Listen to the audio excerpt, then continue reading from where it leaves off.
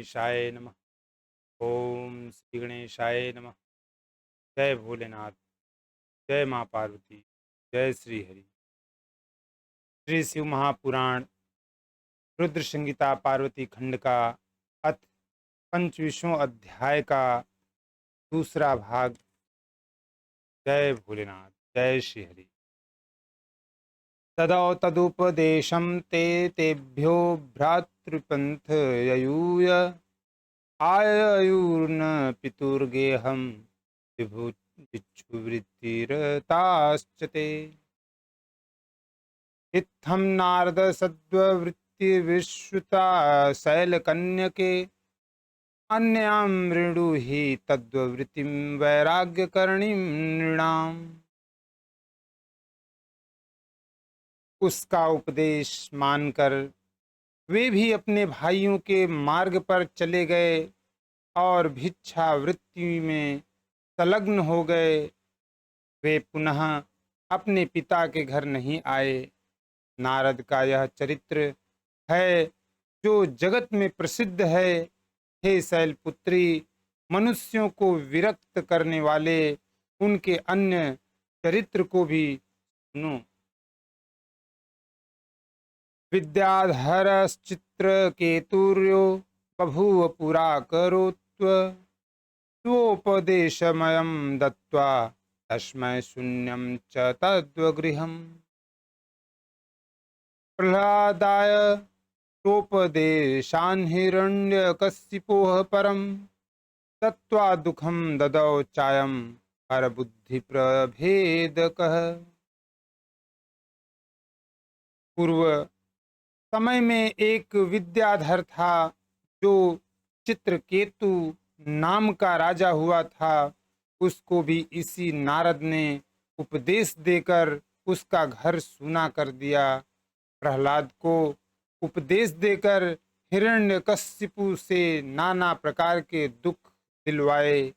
इस प्रकार वह उल्टा उपदेश देकर दूसरों की बुद्धि फेर देता है।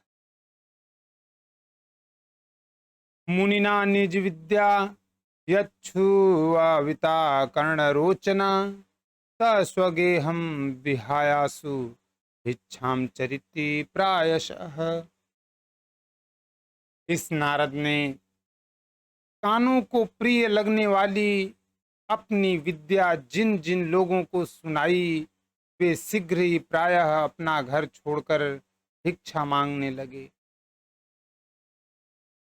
नारदो मलिनात्मा ही सर्वदोज्ज्वल देहवान् जानीमस्तं विशेषेण वयं तस्सहवासिनः। पकं साधुं वर्णयन्ति समस्त्यान्ति सर्वथा सहस्वासी विजानीयाच्चरित्रं सहवासीनाम्। वे नारद,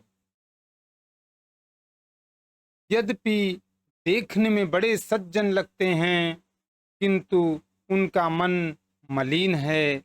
हम लोग उनके साथ रहने के कारण उनका चरित्र विशेष रूप से जानते हैं। पगुले के श्वेत वर्ण शरीर को देखकर सब लोग उसे साधु कहते हैं। फिर भी क्या वह मछली नहीं खाता? साथ में रहने वाला ही साथ रहने वालों का वास्तविक चरित्र जानता है। लब्ध्वा तदुपदेशं हि त्वमपि प्राज्ञसम्मता वृथैव मूर्खीभूता त्वं तपश्चर्यसि दुष्करम्। यदथर्मीदृशं वाले करोषि विपुलं तपः सोदाशिनो निर्विकारो मदनारिन संशयः। तुम तो परम बुद्धिमती हो, फिर कैसे उनके उपदेश में फंसकर मूर्खों की तरह कठिन तपस्या में लग गई? हे बाले, यह परम दुख की बात है कि तुम जिससे अपना पति बनाने के लिए इतना कठिन तप कर रही हो, वह कामदेव का शत्रु है और उदासीन तथा निर्विकार है। अमंगल वपूर्धारी निर्लज्जो असदनो अकुली कुवेशी प्रेत भूतादिसंगी नग्नो ही शूलभृत्व। वह अमंगल वेश धारण करने वाला शिव निर्लज्ज है, उसके घर का तथा कुल का आज तक किसी को पता नहीं है। वह कुवेशी भूत एवं प्रेतादि का साथ करने वाला, त्रिशूल धारण करने वाला और नग्न रहने वाला है। साधूर्तस्त्व विज्ञानम विनाश्य निज मायया मोहयामाश सद्युक्त्वा त्याना कारयामाश वै तपः। ईदृशं हि वरं लब्ध्वा किं सुखं संभविष्यति विचारं कुरु देवेशी त्वमेव गिरिजात्मजे। उस धूर्त नारद ने अपनी माया से तुम्हारे ज्ञान को नष्ट करके बड़ी युक्ति से तुम्हें मोहित कर दिया और तुमसे तपस्या करवाई। ऐसे वर को प्राप्त कर तुम्हें क्या सुख मिलेगा? हे देवेशी, हे पार्वती, तुम ही विचार करो। प्रथमं दक्षजाम साध्वी विवाह सुधिया सतीम निर्वाहं कृतवार नैव मूढ़ किंचिदीनानि हि ताम तथैव स वै दोषं दत्त्वात्याचित स्वयं प्रभु ध्यायन स्वरूप मकलम शोकमरम सुखै। एकलः परनिर्वाणो वासंगो अद्रिय एव च तेन नार्याः कथं देवी निर्वाह स्वभविष्यति। मूढ़, शिव ने सद्बुद्धि से दक्ष कन्या सती से पहले विवाह करके कुछ दिन भी उसका निर्वाह नहीं किया और सती को ही दोष लगाकर उसका स्वयं त्याग कर दिया। वे तो अपने सकल अशोक स्वरूप का ध्यान करते हुए सुखी होकर रमण करते रहे। वे तो अकेले पर निर्वाण असंग तथा अद्वैत हैं। हे देवी, उनके साथ स्त्री का निर्वाह किस प्रकार संभव होगा? अदापि सांसनं प्राप्य गृहमाया हि दुर्मतिं त्यजास्माकं महाभागे भविष्यति च संतव। त्वदोग्यो हि वरो विष्णु सर्वसद्गुणवान् प्रभु वैकुंठवासी लक्ष्मीशो नाना क्रीड़ा विशारदः। अब भी तुम हमारी बात मानकर घर चली जाओ और अपनी दुर्बुद्धि का त्याग कर दो। हे माँ महाभागे, ऐसा करने से तुम्हारा कल्याण होगा। तुम्हारे योग्य वर विष्णु हैं। सभी सद्गुणों से संपन्न वे प्रभु वैकुंठ में निवास करने वाले लक्ष्मी के ईश तथा और नाना प्रकार की क्रीड़ाओं में कुशल हैं। तेन ते कारिष्यामो विवाहं सर्वसौख्यद्वम् इति दृशं त्यज हठं सुखिता भव पार्वती।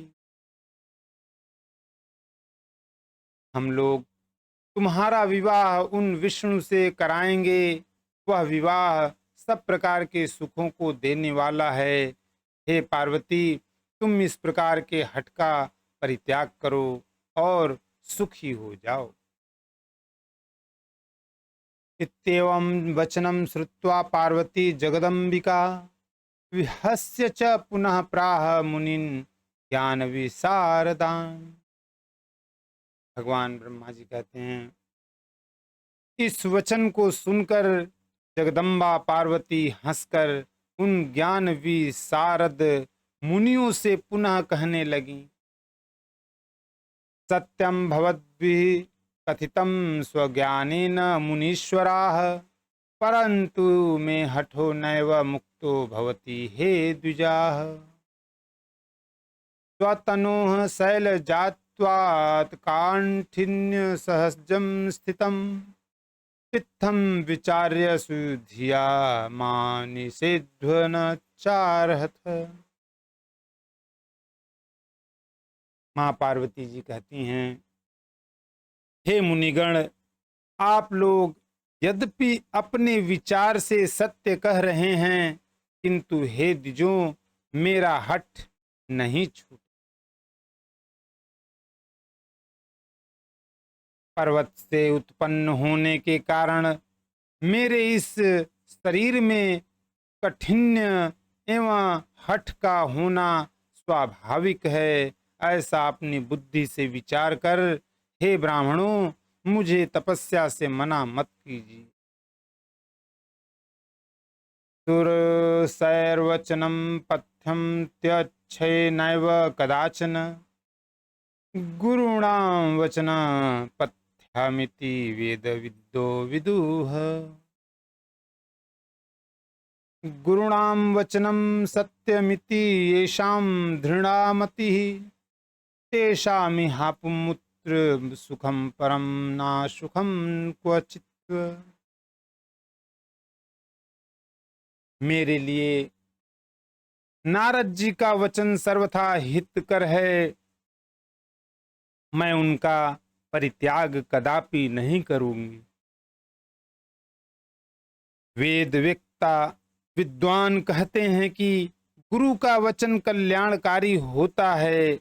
जिन लोगों ने बुद्धि से यह निश्चय किया है कि गुरु के वचन सर्वदा सत्य हैं, उनको इस लोक तथा परलोक में सदैव सुख प्राप्त होता है, उन्हें कभी दुख होता ही नहीं।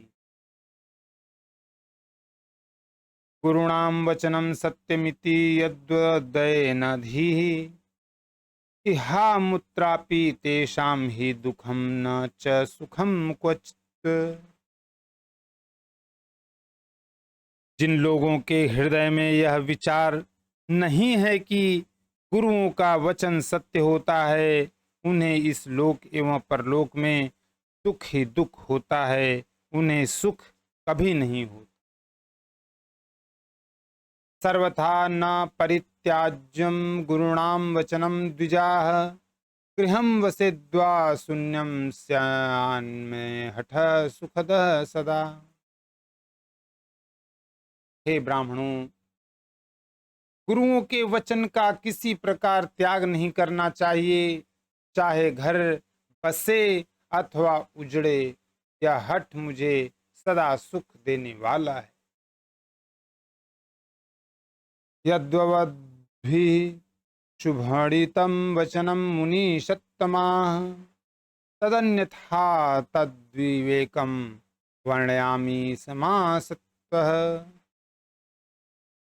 हे मुनिषत्तमो, आप लोगों ने जो वचन कहा है, उस विषय में मैं संक्षेप में अपना विचार प्रकट करती हूँ।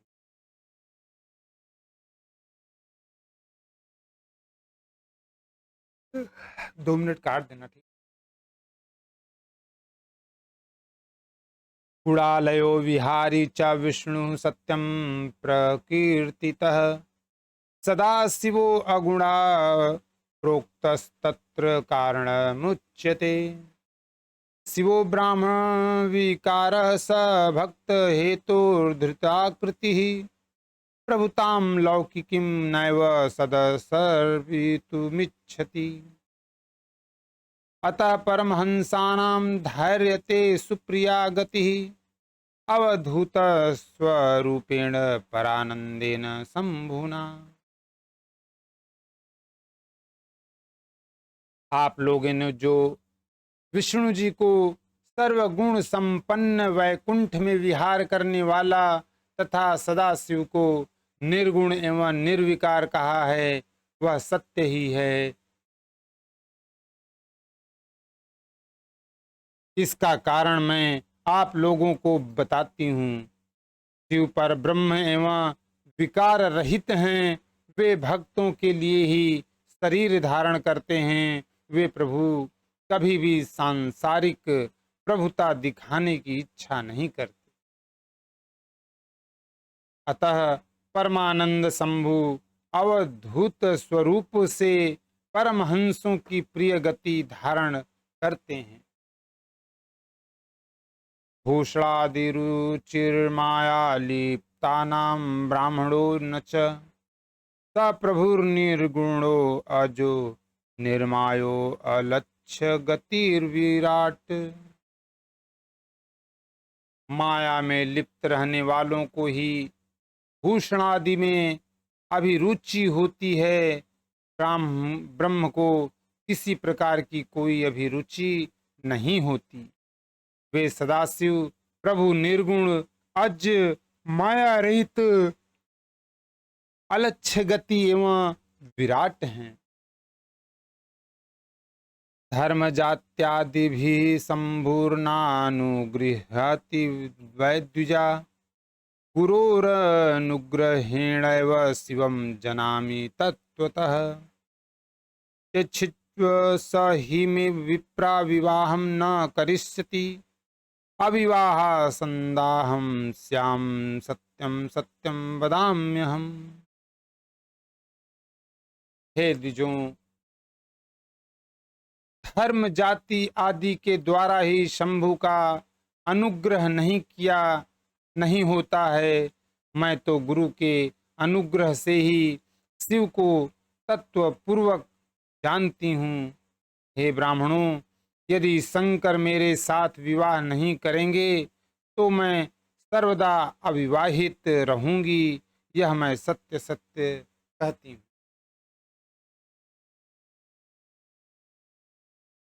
उदयति यदि भानुः पश्चिमे द्विभागे प्रचलति यदि मेरुः सिततां याति व्रहि।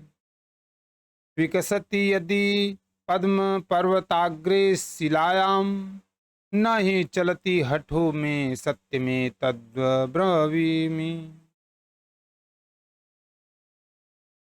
चाहे सूर्य पश्चिम दिशा में उदय हो, सुमेरु चलायमान हो जाए, अग्नि शीतल हो जाए, पर्वत पर कमल खिलने लगे, किंतु मेरा हठ नहीं डिगेगा। यह मैं सत्य कहती हूँ। इत्युक्त्वा तान् प्रणम्यासु मुनिषा पर्वतात्मजा वीरराम शिवं समृत्वा निर्विकारेण चेतसा। ऋषियो अपीथमाज्ञाय गिरिजायाः सुनिश्चयं प्रोचुर्जय गिरं तत्र तदुश्च असीमसमुक्तमाम्।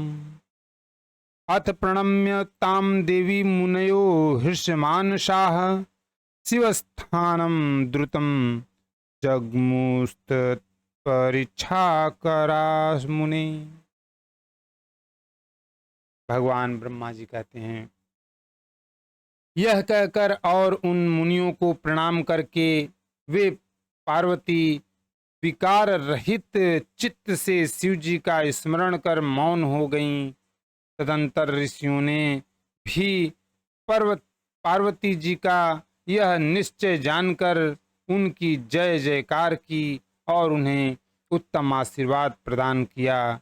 हे मुने, शिवा की परीक्षा करने वाले वे मुनिगण उन देवी को प्रणाम करके प्रसन्न चित्त होकर शीघ्र ही शिव स्थान को चले गए। तत्र गत्वा शिवं नत्वा वृतान्तं विनिदिवेद सत् तदाज्ञां समानुप्राप्य स्वर्लोकं जगमुरादरात्। वे लोग वहां जाकर शिव जी को प्रणाम करके उस वृत्तांत का निवेदन कर उनकी आज्ञा प्राप्त करके आदर पूर्वक स्वर्गलोक को चले गए। इति श्री शिव महापुराणे द्वितीयायां रुद्र संहितायां तृतीये पार्वती खंडे सप्त ऋषिकृत परीक्षा वर्णनम नाम पंच विश्व अध्याय समाप्तम। ओम नमः शिवाय। ओम नमः शिवाय। जय भोले। जय श्री